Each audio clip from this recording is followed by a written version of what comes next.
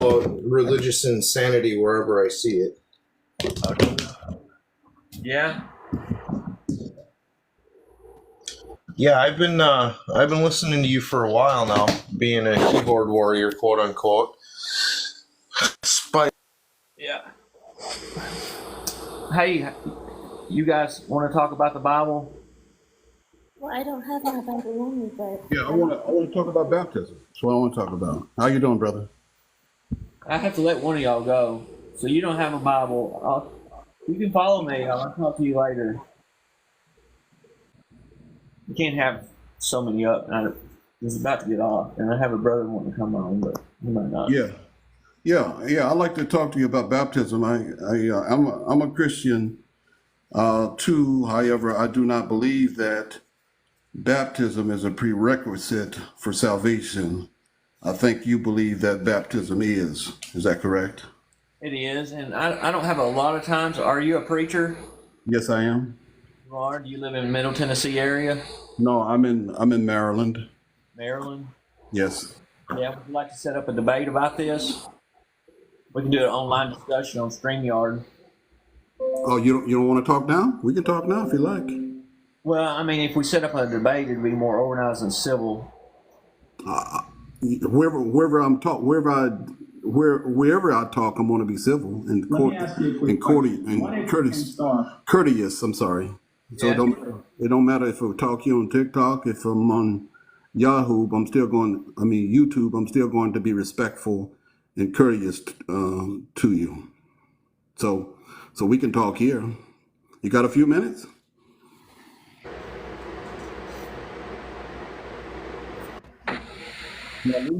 Hello. Yeah, I froze up, so I had to reset it.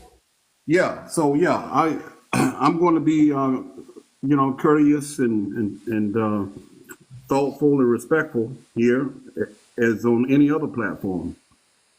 So if you got a few minutes, we can have a few minutes. I think you got about 35 people in your audience, and I think they might appreciate some of the conversation that we might have. Okay. So let's do it like this. Yeah, go ahead. So you ask the question on why you think that baptism isn't required. I'll answer it, and then I'll give you a Bible verse, and you answer it. Okay. Yeah, go ahead. So tell me, give me a Bible verse that supports your position of baptism, and then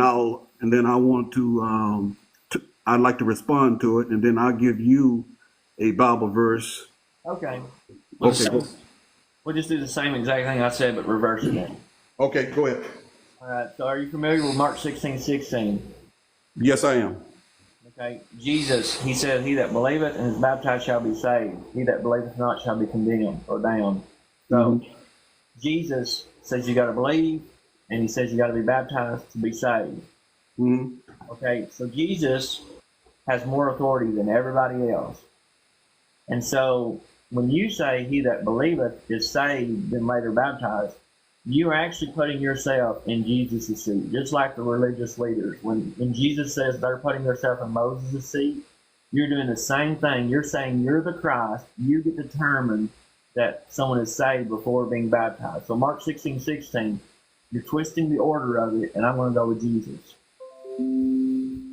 Okay. So the way I would address that is this: I am a dispensationalist, and so I believe that God gave dispensations to there were different periods of time in which God changed how he dealt or related to his creation. For example, you're very familiar with the dispensation of the law. When Paul says we are not under the law, but we are under grace. So that is, the law is a dispensation and grace is a different dispensation. And the rules of the dispensations, or when I say rules, but it's how God related to each group of people under dispensations. It changed. Under the law, the dispensation of the law, there were blessings for obedience, and there was curses for disobedience. And also under the dispensation of the law, realize that Jesus, when he came, he was a Jew sent to the Jews who were under the dispensation of the law. And so, so I just wanted to lay that foundation because it will help you understand my position and why I say baptism is, okay, that's all I'm saying. Yeah, And I know so, your position. Yeah, I actually have a brother that did a complete hour and a half video explaining how mid-acts dispensationalist is false and where it originated from. So just to be sure, when I put you on my YouTube channel, when I use Mark 16:16, go into all the world and preach the gospel, you're saying that the gospel, when Jesus says preach the gospel, he that believeth and is baptized, you're saying Jesus is actually saying go into all the world and preach the law of Moses. And the law of Moses says, he that believeth and is baptized shall be saved. He that believeth not the law of Moses shall be damned. That's what you just answered, Mark 16. no, that's not incorrect. So, Okay, well, people can see it, and I'll put you on my YouTube channel and explain it exactly like you said, because you said give you a Bible. no, I wanna explain it. And I gave you Mark 16:16, and you explained Mark 16:16 as the dispensation. That's what Jesus is saying right there. He is saying that he is basically teaching that the law of Moses is Mark 16:16. That was your answer. No, let me say exactly what I'm saying. Now you don't get to keep talking. You talked a long time, so now you give me a Bible verse. No, brother, you're saying I'm saying something I didn't say.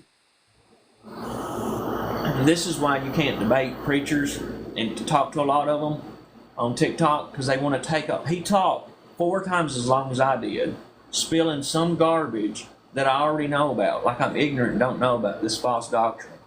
And then I ask him, see, they can't go by the rules. That's why I have to have a formal debate on like other on YouTube and stuff. You say you get 5 minutes, they want 10. You say you get 30 minutes, they want an hour. That's what false teachers do. He said, I'm going to give a Bible verse. I gave Mark 16:16. He answered it. That was his time. He don't get to explain his doctrine and then get to answer it and keep on talking. That's what false teachers do. That's why he's going to be on Truth and Proof on my YouTube channel. And he doesn't even get to give me a Bible verse because he don't know how to play by the rules. That's all it is. You know, they make up their own rules. See, preachers and pastors are not used to people refuting what they say. They're used to saying, I'm the preacher, you listen to me no matter what, I'm going to tell you this garbage and you believe it. And that's what happened right there. So maybe he'll go to Truth and Proof and watch his ridiculous answer to Mark 16:16, and he will go back and listen to the agreement. We agreed. I give a Bible verse, he gives an answer. I give a Bible verse, he spends his time explaining what his ridiculous doctrine is. So, sad